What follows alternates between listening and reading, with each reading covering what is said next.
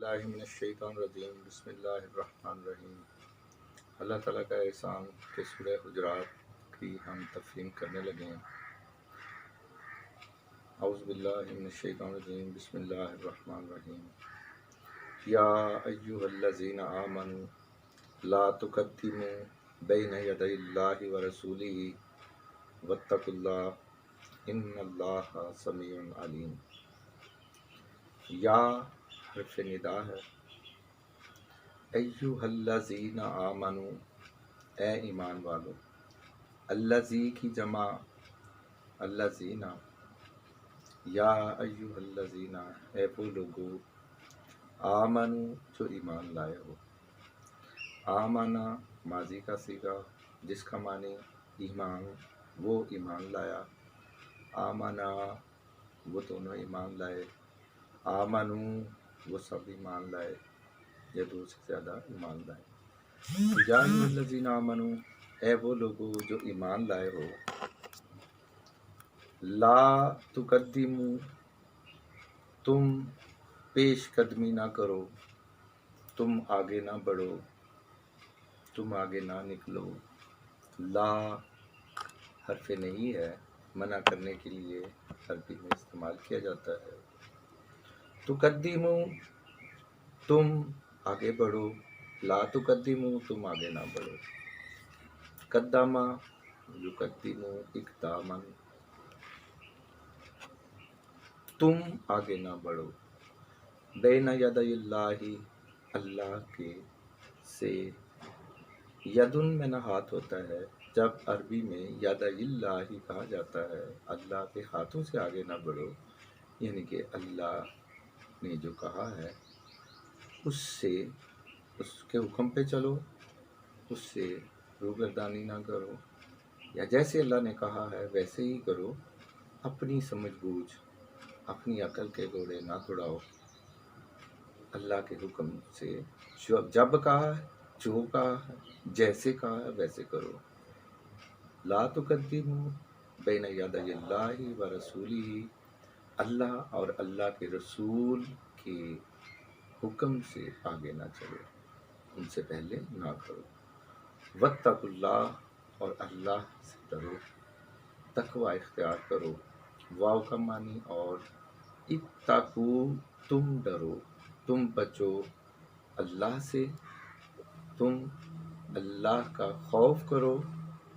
रासुल हिकमती मखाफतुल्लाही, हिकमत दानाई, उसका जो रस है, उसकी जो जड़ है, वो अल्लाह का खौफ है, तकवा इख्तियार करना है। वत्तकुल्लाह, और तुम अल्लाह से डरो, तकवा इख्तियार करो। इन्नल्लाह, बेशक अल्लाह ताला। समीउन, अल्लाह की सिफ्त है, वो सुनने वाला है, वो बगैर कान के सुनने वाला है। हमारी समातों और अल्लाह की समात में फ़र्क है। अल्लाह की समात से मुराद, अल्लाह बगैर किसी वसीले के सुनता है। अल्लाह कुव्वते गोयाई के बगैर सुनता है। अल्लाह कुव्वते गोयाई, कुव्वते समात बगैर किसी वसीले के सुनता है।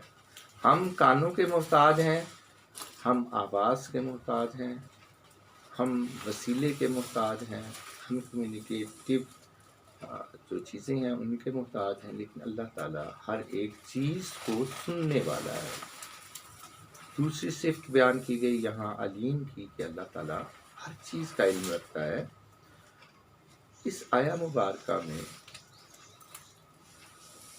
या अय्युहल्लज़ीना आमनू ला तुक़द्दिमू बैन यदैल्लाहि व रसूलिही वत्तकुल्लाह इन्नल्लाहा समीउन अलीम, कि ऐ ईमान वालो, अल्लाह और अल्लाह के रसूल के से आगे ना बढ़ो, अल्लाह का तकवा इख्तियार करो, अल्लाह से डरो। इन्नल्लाह समीउन अलीम, यकीनन अल्लाह सुनने वाला, जानने वाला है। या अय्युहल्लज़ीना आमनू, ऐ ईमान वालो। ला तरफ़ाऊ, तुम ऊंची ना करो,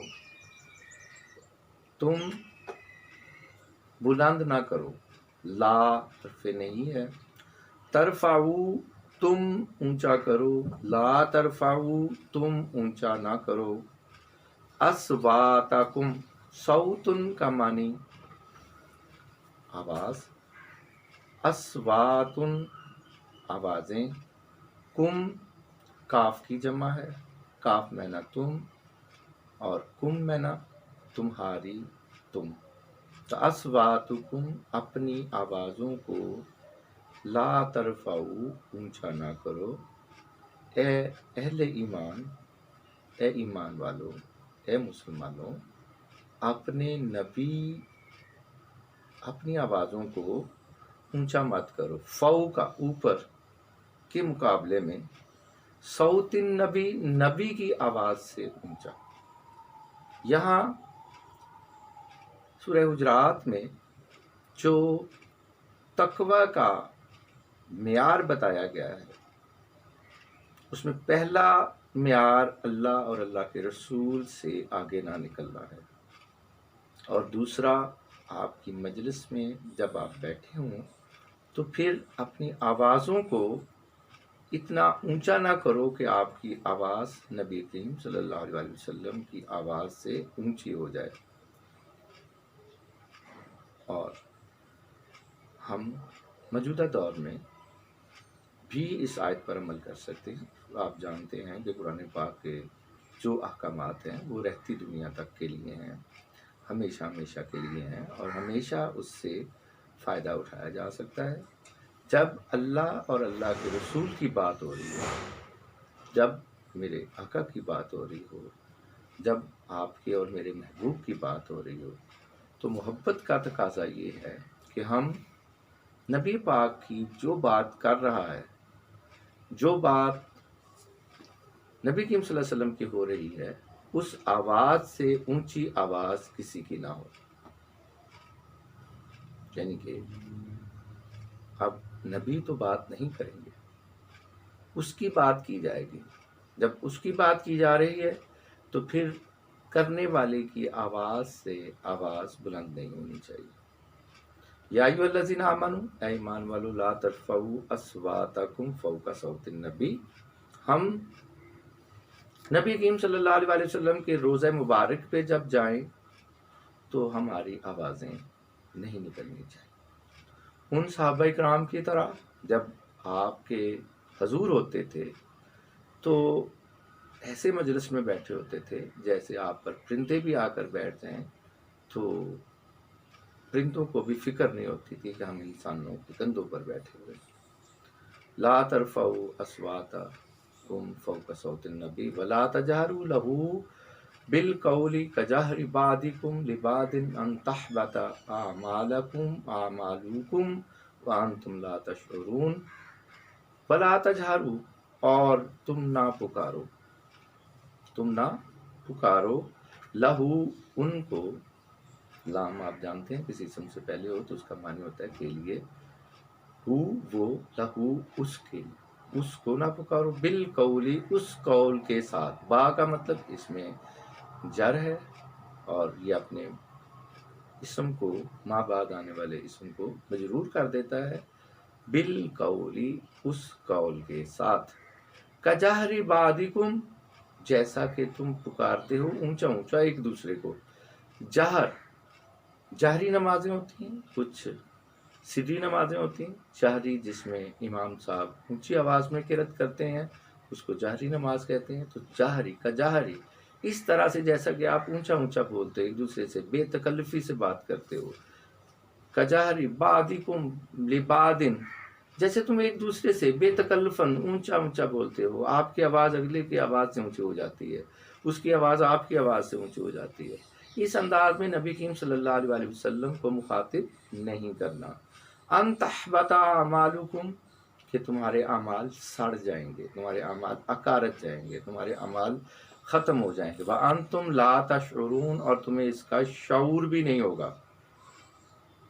اللہ تعالیٰ نے یہ جو سورہ حجرات ہے، اس کی پہلی 2 آیات کی تفہیم کرنے کی ہم نے کوشش کی۔